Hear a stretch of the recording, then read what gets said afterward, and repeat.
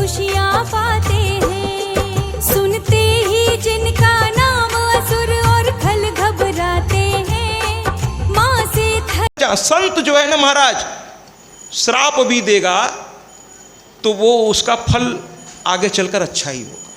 लेकिन इसका मतलब ये नहीं कि आप संतों से श्राप लेना शुरू कर दीजिएगा, क्योंकि अगर आप जानबूझ के हरकत करेंगे और तब अगर श्राप मिला तो उसका नुकसान होगा, उसका फायदा नहीं होगा। तो यहां पर क्या हुआ महाराज कि विश्वामित्र ने सोचा कि परीक्षा लेते हैं, अगर ये पास हो गया तो दुनिया इसकी जय जयकार करेगी।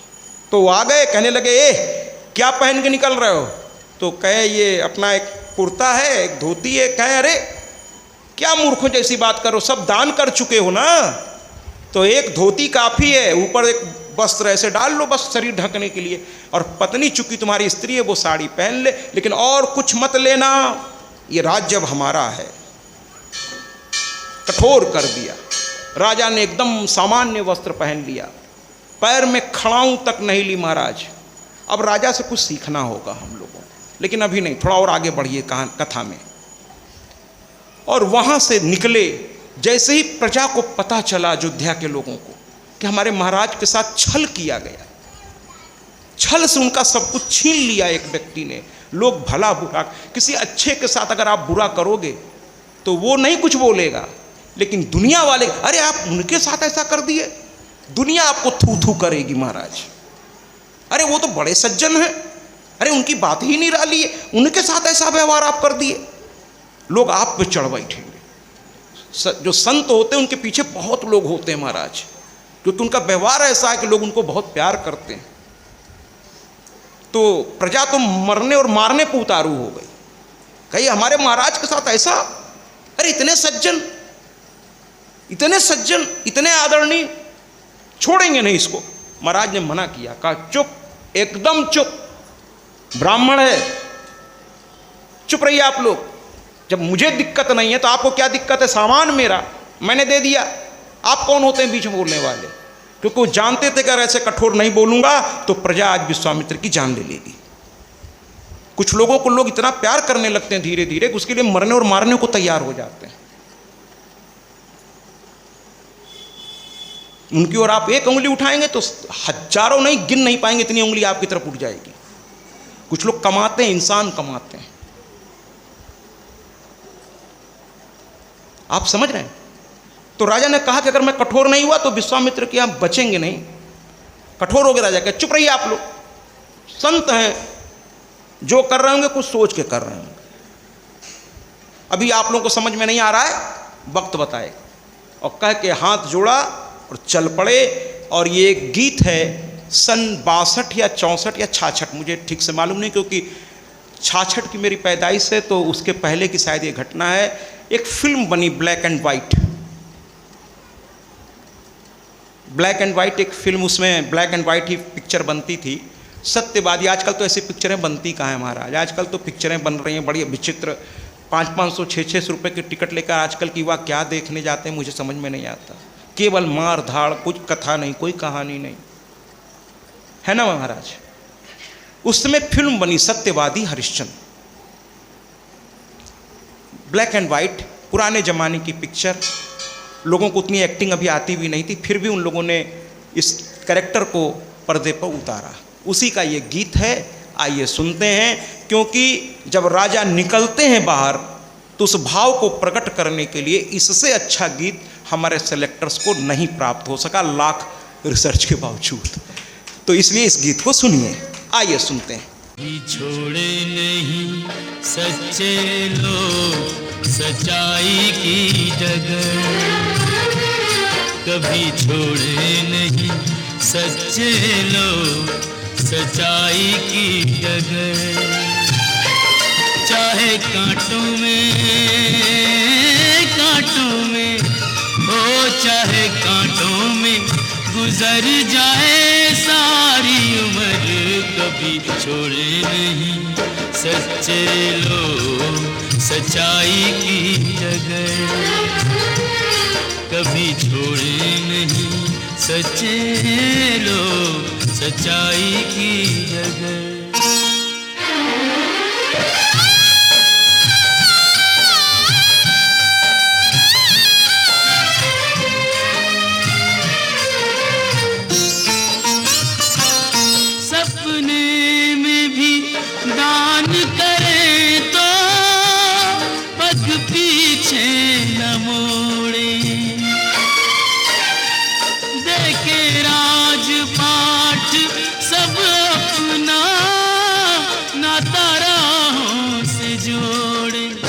करके दान नाता राहों से जो।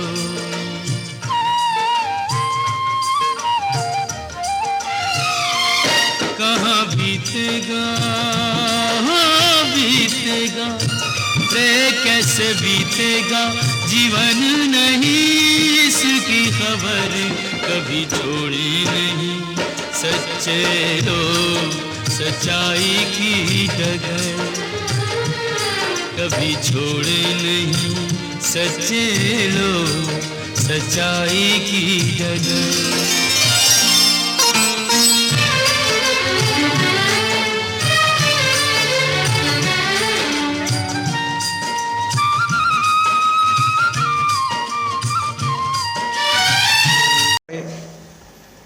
लगभग 1 माह का समय विश्वामित्र ने दिया था कि दान तो तुमने कर दिया लेकिन दक्षिणा नहीं दी।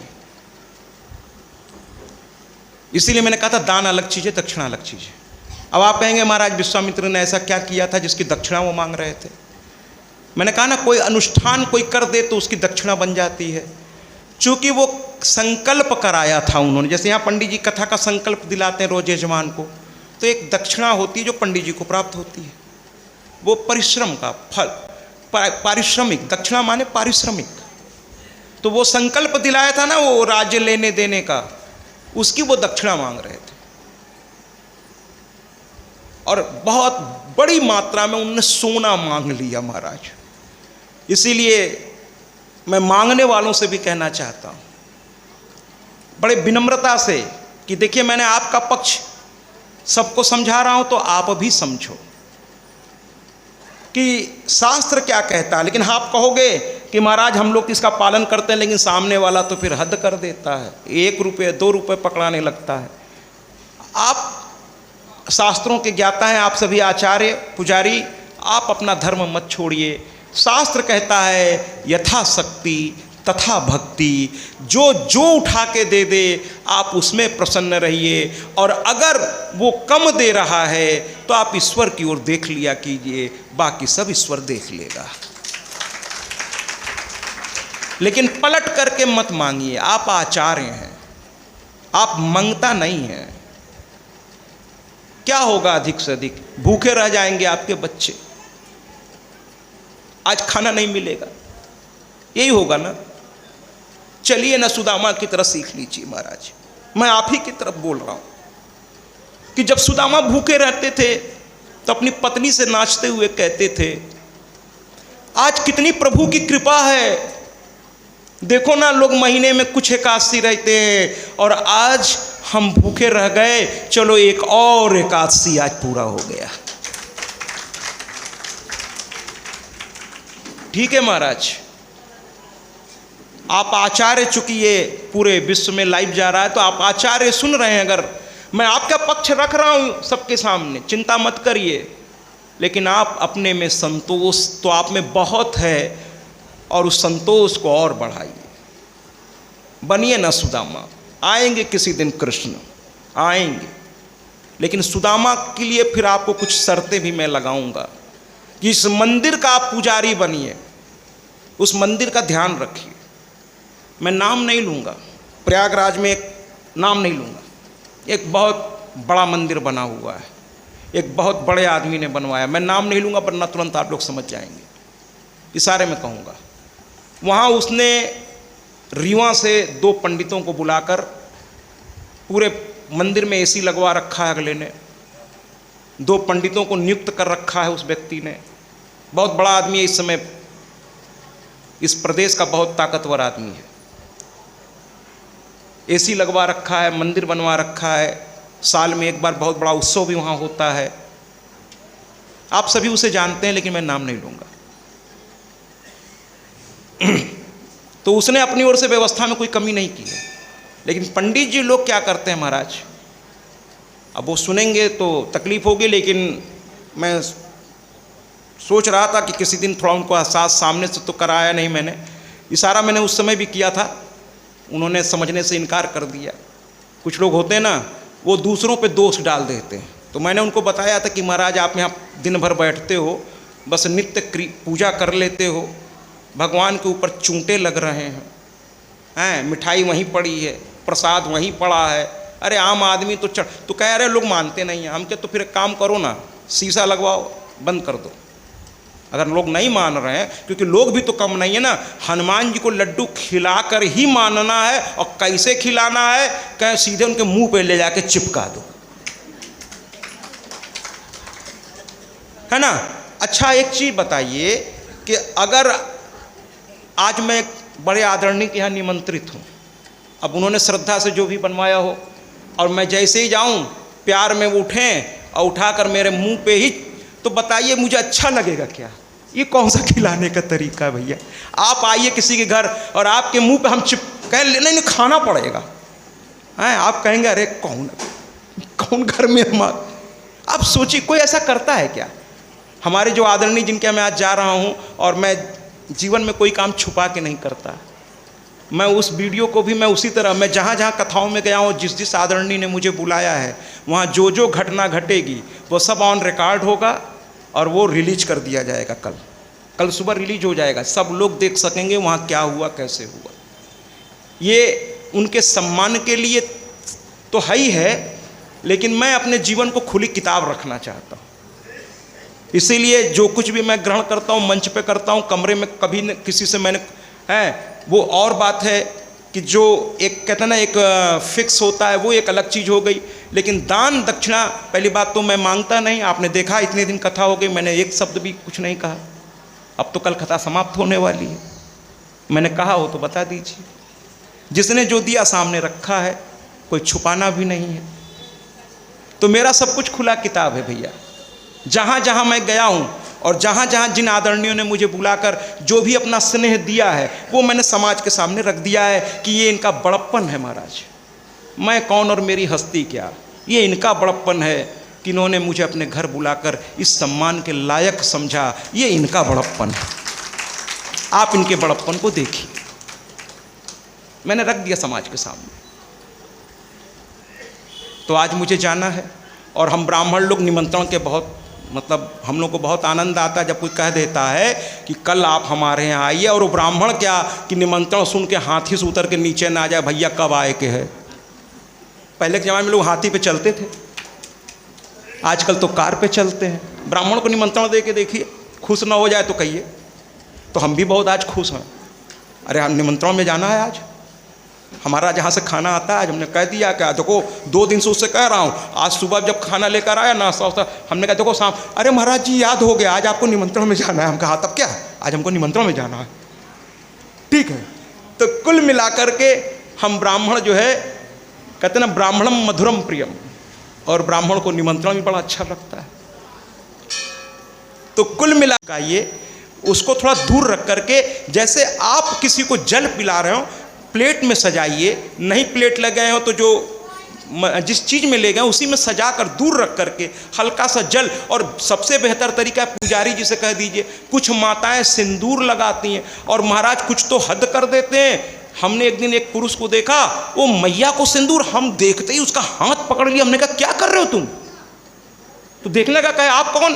तो मेरे साथ के लोगों ने कहा अरे भैया ये देवी भागवत कथा है। तब वो थोड़ा सा हम गए तो कह अरे नहीं मैं तो रोज। हमने कहा अरे गलती कर रहे हो भैया, किसी भी स्त्री के मांग में सिंदूर लगाने का अधिकार सिर्फ उसके पति को है। पुरुष को कभी सिंदूर नहीं लगाना चाहिए। स्त्रियां लगाती हैं, एक सुहागन दूसरे सुहागन को सिंदूर लगा सकती है, लेकिन पुरुषों को नहीं लगाना चाहिए, है ना। आप थोड़ा ये सब चीज़ों का ध्यान रखें, छोटी छोटी बातें हैं तो ये ध्यान रखिए। और मैंने उन पुजारी जी से कहा कि महाराज थोड़ा ध्यान रखिए, जिस जगह से आपकी रोजी रोटी चल रही है वो व्यक्ति भी आपको तनख्वाह दे रहा है, वो व्यक्ति भी आपको सब कर रहा है।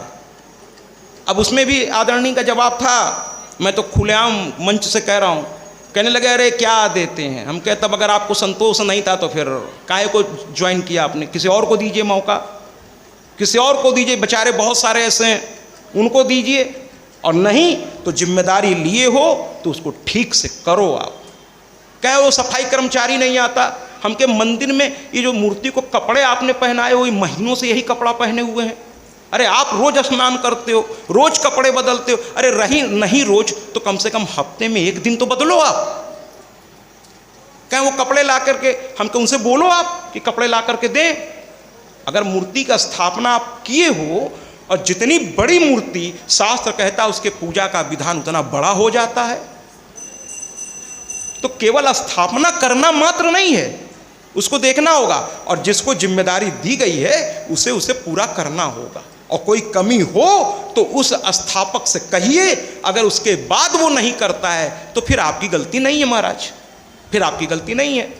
लेकिन आप कह नहीं रहे हो, एसी लगा रखा है, 24 घंटे उन्होंने चलाने का आदेश दे रखा है कि गर्मी में 24 घंटे चलाइए। अब उस एसी की सर्विसिंग भी तो होनी चाहिए, नहीं तो कूलिंग कम कर देगा। तो कहते क्या है कि मैंने उनके मैनेजर से कहा, वो कराता ही नहीं है। हमने कहा कितनी बार कहा आपने? तो कहा 1-2 बार कह दिया, अब वो नहीं कराता तो हम भी छोड़ दिए। हम के किसी दिन ब्लास्ट कर जाएगा एसी जो, आप समझ रहे हो, मर जाओगे, इसमें रहते आप ही हो। आपको लगता है भगवान का घर है, अरे हमको क्या पड़ी है, कैसे आप हो, हमके ब्लास्ट कर जाएगा, मर जाओगे, इसकी सर्विसिंग कराओ। तो कहने का तात्पर्य यह है कि उसी मंदिर से उनकी पहचान है, उसी मंदिर से लोग उनको जान रहे हैं, उसी मंदिर से उनका सब कुछ चल रहा है, और उसी मंदिर के प्रति अपनी जिम्मेदारी का निर्वहन वो ठीक से नहीं कर रहे। क्यों भैया, क्यों भैया? आगे बढ़ते हैं। तो इस प्रकार से हरिश्चंद्र वाराणसी पहुंच गए, और जो स्थापक है मैं उनसे भी हाथ जोड़ के कहूँगा कि जिस पुजारी को रखिए उसका ध्यान रखिए कि उसके घर में भूखापन ना आने पाए, कोई कमी ना रहे। थोड़ा देखते रहिए। आप एक तरह से मतलब यजमान जरूर हैं, लेकिन आप उनके संरक्षक भी हैं। वो मंदिर के संरक्षक है और आप उनके संरक्षक हैं। उनको देखिए, उनको कोई तकलीफ ना हो, ये भी आपकी भी जिम्मेदारी है, दोनों की जिम्मेदारी। ताली दोनों हाथ से बजती है, एक हाथ से नहीं।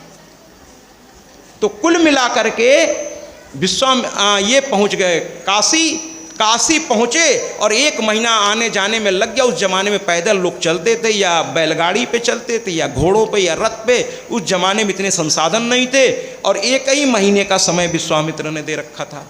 जैसे ही पहुंचे, सुबह हुई, वहां पर विश्वामित्र आ गए। कहे बस आज का दिन, तो कहे नहीं नहीं। हरिश्चंद्र ने कहा अभी 24 घंटे बाकी हैं, अभी तो सुबह की शुरुआत हुई है ना, ये दिन खत्म होगा तब आपकी अवधि खत्म हो जाएगी। तो कहे जब महीने भर में नहीं कर पाए तो 24 घंटे में क्या करोगे? उन्होंने कहा आप जाइए, ये मेरी जिम्मेदारी है, आपने जो अनुष्ठान मेरे लिए किया है उसकी दक्षिणा मैं दूंगा, चाहे जैसे दूं, जैसे दूं मैं दूंगा।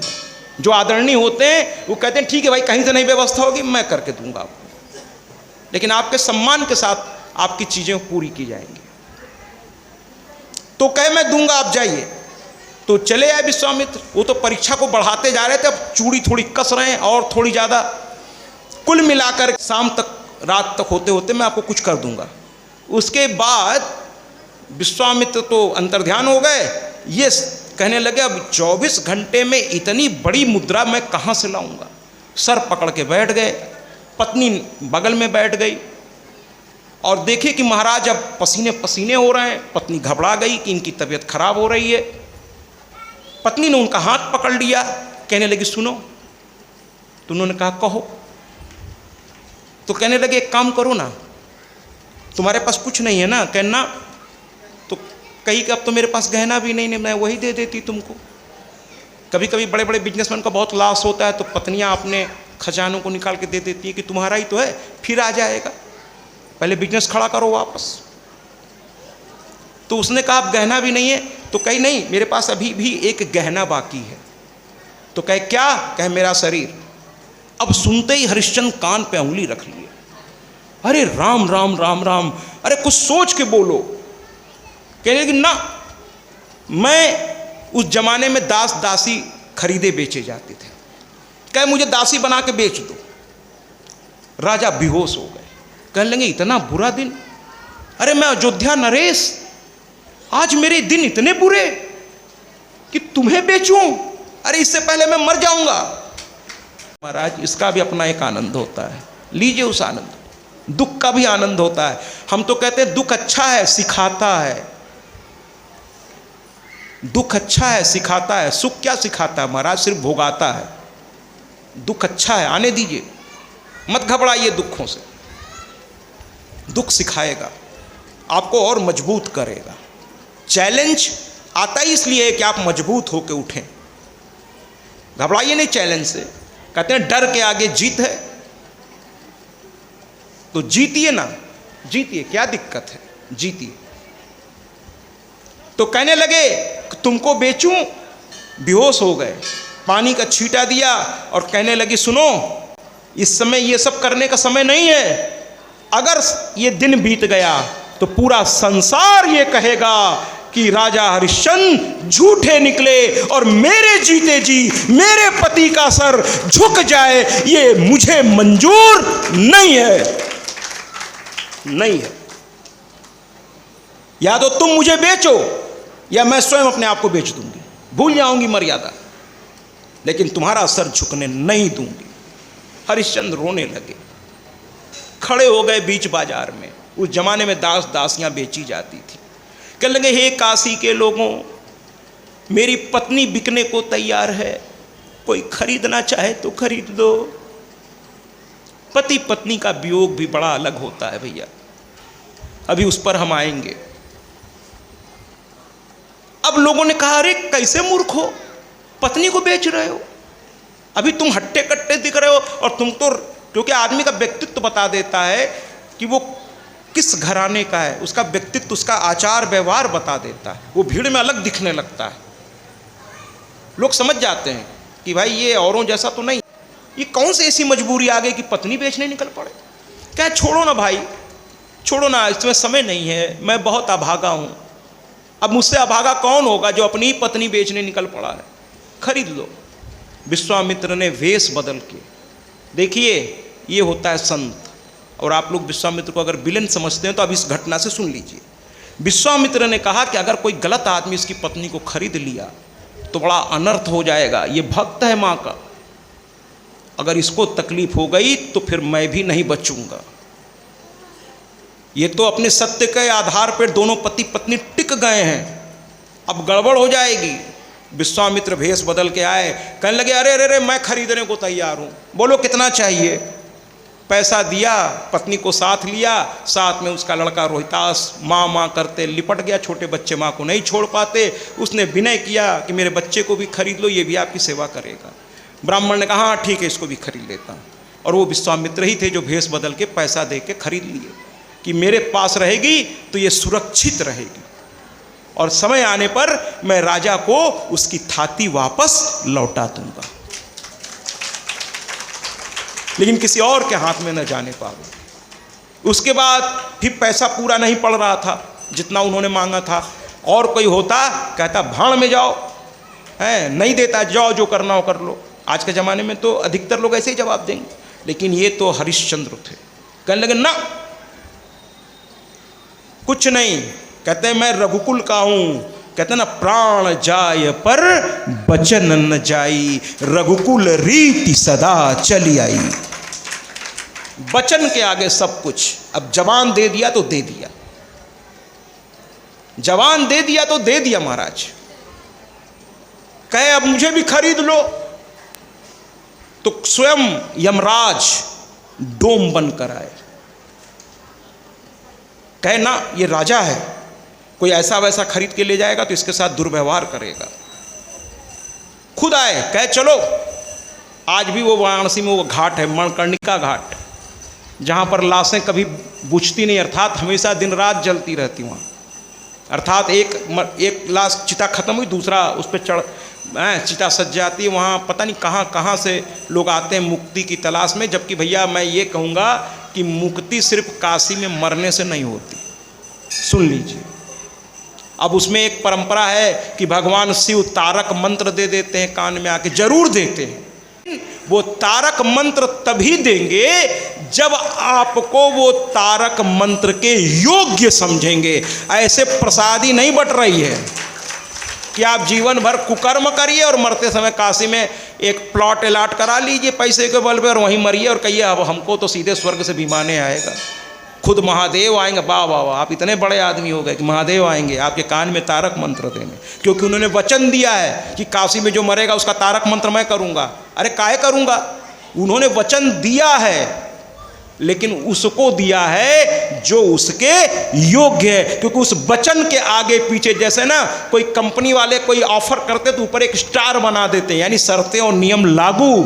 उसी तरह शास्त्रों की बातों को गंभीरता से समझिए कि वो मिलेगा, वो सत्य है, वो असत्य नहीं है, सत्य है। लेकिन कब? जब आप उन शर्तों को पूरा करेंगे तब मिलेगा, ऐसे नहीं मिलेगा।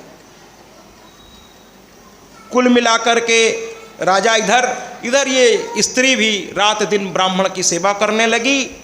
और एक दिन रोहितास बच्चों के साथ खेलता हुआ गया और ब्राह्मण देव के लिए कुश निकाल रहा था प्यारे प्यारे। अचानक एक सर्प ने आया और डस लिया। लड़के भाग कर गए, कहे दासी, उनको मालूम नहीं था ये महारानी है, कहे दासी, त्या लड़का मर गया। बच्चों में आदत होती है ना बड़ा उछल के हर बात बताने की। वो तो खेलने, छोटे छोटे बच्चे खेल रहे, किसी घर में वो जाके कहे अंकल जी अंकल जी अंकल जी आपके घर में आग लग गई। अंकल जी की तो जान निकल गई और उनके लिए मस्ती सूझ रही, अंकल जी आग लग गई आपके घर में। तो उसी तरीके से वो क्या कहते हैं, सब गए कूदते हुए, दासी दासी तुम्हारा बच्चे को सांप ने काट लिया, वो तो मल गया। अब वो तो कह के निकल लिए कूदते हुए, मल गया कह के निकल लिए, बच्चे तो बच्चे। दासी रोने लगी और धीरे धीरे रात हो गई। लेकिन देखिए जरा, दासी से सीखिए। वो कहने लगी, नहीं ब्राह्मण देव ने मुझे खरीदा है, पहले जो रोज का कार्य है सीखिए, हम सबको सीखना चाहिए। सरदार वल्लभ भाई पटेल, उनकी पत्नी का टेलीग्राम उनके हाथ में था, लेकिन पहले उन्होंने अपने कर्म को पूरा किया कि मर चुकी हैं। टेलीग्राम पढ़ा, जेब में मोड़ के रख लिया, अपने कर्म को पहले पूरा किया, उसके बाद लोगों को बताया। लोग कह रहे महाराज जाइए, क्या कर रहे आप?